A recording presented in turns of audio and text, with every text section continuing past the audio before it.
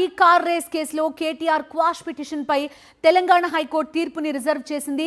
తీర్పు ఇచ్చే వరకు కూడా కేటీఆర్ ని అరెస్ట్ చేయొద్దంటూ రాష్ట్ర ప్రభుత్వాన్ని హైకోర్టు ఆదేశించింది. ఈ కేసులో కేటీఆర్ నాట్ టు అరెస్ట్ గడువు ఈ రోజుతో ముగిసింది. ఈ రోజు కోర్టులో కేటీఆర్ క్వాష్ పిటిషన్ పై సుదీర్ఘంగా వాదనలు జరిగాయి.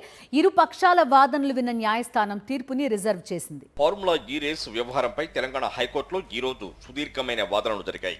ఏసీబీ నమోదు చేసిన ఈ కేసులో అప్పటి మున్సిపల్ మంత్రి కేటీఆర్ ను ప్రధాన నిందితుడిగా చేర్చింది.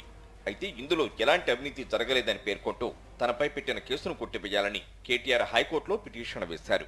దీనిపై ఈ రోజు తుది వాదనలు జరిగాయి. ఇరుపక్షాల వాదనలు విన్న హైకోర్టు ధర్మాసనం తీర్పు రిజర్వ్ చేసింది. తీర్పు వచ్చే వరకు కేటీఆర్ ను అరెస్టు చేయవద్దని ప్రభుత్వాన్ని ఆదేశించింది.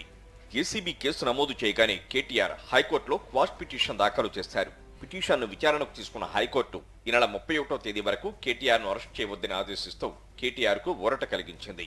హైకోర్టు ఇచ్చిన గడువు ఈ రోజుతో పూర్తి కావడంతో ఇరుపక్షాల వాదనలను వింది. కేటీఆర్ దాఖలు చేసిన క్వాష్ పిటిషన్ కు విచారణ అర్హత లేదని ఏసీబీ తరపు న్యాయవాది కోర్టుకు తెలిపారు. కేటీఆర్ తరపున సుప్రీంకోర్టు సీనియర్ న్యాయవాది సిద్ధార్థ దబే వాదించారు. ఈ కేసులో కేటీఆర్ లబ్ధి పొందినట్లు ఎఫ్ఐఆర్లో ఎక్కడా లేదన్న విషయాన్ని దబే కోర్టు దృష్టికి తీసుకువెళ్లారు.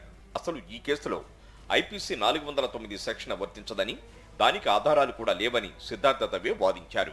దీంట్లో ఎలాంటి అవినీతి లేదు, ఎలాంటి అవినీతి జరగలేదు అనేది మా వాదనలు.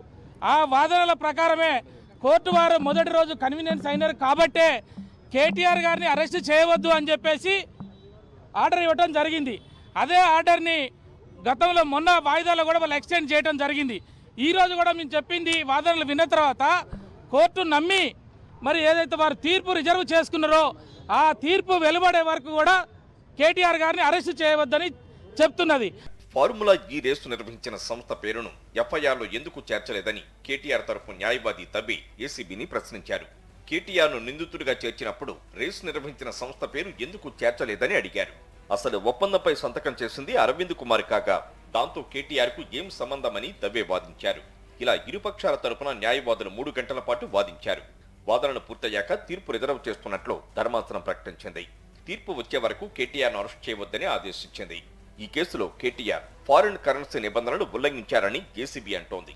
ఏసీబీ కేసు ఆధారంగా ఇప్పటికే కేంద్ర దర్యాప్తు సంస్థ ఈడీ కూడా కేసు నమోదు చేసి కేటీఆర్ కు నోటీసులు జారీ చేసింది. జనవరి 7న విచారణకు హాజరు కావాలని ఈడీ ఇప్పటికే ఆయనకు నోటీసులు జారీ చేసింది.